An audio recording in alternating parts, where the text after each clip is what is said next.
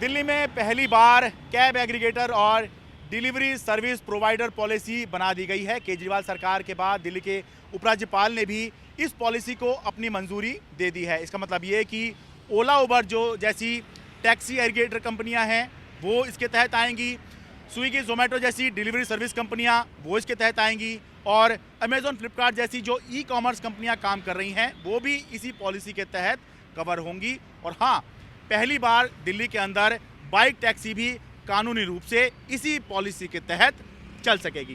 वो cab aggregator scheme जिसके बारे में आप काफ़ी समय से चर्चा में है और तो ये आज नोटिफाई कर दी जाएगी और देश में पहली बार किसी स्टेट में किसी सरकार ने इतना बड़ा कदम जो है वो लिया है पोल्यूशन को माइंड में रखते हुए कि किस प्रकार से पोल्यूशन को और हम कैसे कम करें।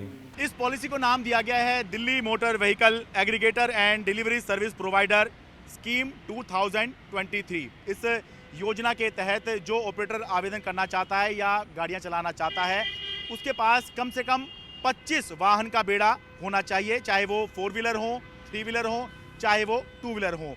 ये पॉलिसी का नोटिफिकेशन होने के 90 दिन के अंदर लाइसेंस लेना होगा और एक बार लाइसेंस लेने के 5 साल तक जो है लाइसेंस वैलिड रहेगा। साथ में प्रति वाहन के हिसाब से एक नॉमिनल फीस भी देनी होगी, लेकिन अगर वाहन इलेक्ट्रिक है तो सारी फीस माफ़ कर दी जाएगी। इस पॉलिसी के अंदर ये भी बताया गया है कि चरणबद्ध तरीके से वाहनों को, जैसे ओला उबर जैसे जो टैक्सी एग्रीगेटर हैं, कैब एग्रीगेटर हैं, ये जब इसके अंदर आवेदन करेंगे तो इनके पास तो सारे वाहन ही अभी जो हैं सीएनजी होंगे या दूसरे वाहन हो सकते हैं, लेकिन इनको चरणबद्ध तरीके से जो भी अब अप्लाई करेगा उसको चरणबद्ध तरीके से अगले 5 साल के अंदर सभी वाहनों को इलेक्ट्रिक करना होगा।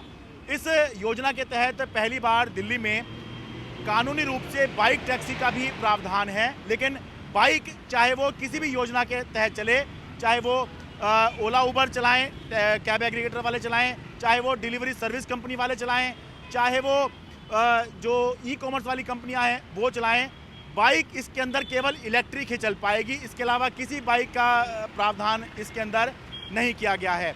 बेहद अहम बात एक ये भी है कि अक्सर चर्चा होती है कि ये जो कैब वाले होते हैं ये सर्ज प्राइस करते हैं, यानी कि जब डिमांड ज़्यादा होती है तो उसके हिसाब से अपना किराया जो है वो कई गुना बढ़ा लेते हैं, जिससे कि जो ग्राहक होते हैं, पैसेंजर होते हैं, उनको काफ़ी मोटी रकम जो है देनी पड़ती है किराए के तौर पर। तो फिलहाल सरकार का कहना है कि अभी सर्ज प्राइसिंग की इस पॉलिसी के अंदर बात नहीं की गई है। मैं क्लियर कर रहा हूँ, we have not dealt with the surcharge issue right now. We are only waiting कि एक बार ये स्कीम पूरी रोल आउट हो जाए। अगर उसके बाद अगर हमें लगा और पब्लिक की अगर कंप्लेंट्स आई तो सर्टेनली हम उसमें रूल्स भी फ्रेम करेंगे and will take action. Delhi में ऐप बेस्ड टैक्सी या बाइक टैक्सी या फिर अमेजॉन फ्लिपकार्ट या स्विगी जोमेटो जैसी कंपनियां पिछले कई सालों से काम कर रही हैं, इसलिए एक तरफ जहां ज़रूरत लग रही थी वहीं चर्चा भी चल रही थी कि ऐसी एक पॉलिसी होनी चाहिए जो इन सबको रेगुलेट करे, लेकिन अभी तक चर्चा ही चल रही थी, कोई पॉलिसी सामने नहीं आई थी। तो अब जो कई सालों से चर्चा चल रही थी, मच अवेटेड जिस पॉलिसी की चर्चा चल रही थी वो अब जाके सामने आई है। तो अब देखेंगे कि इस पॉलिसी का क्या प्रभाव इस तरह की सेवाओं पर दिखता है। दिल्ली से अपने कैमरा सहयोगी मोहम्मद मुरसलिन के साथ मैं शरद शर्मा, एनडीटी मीडिया।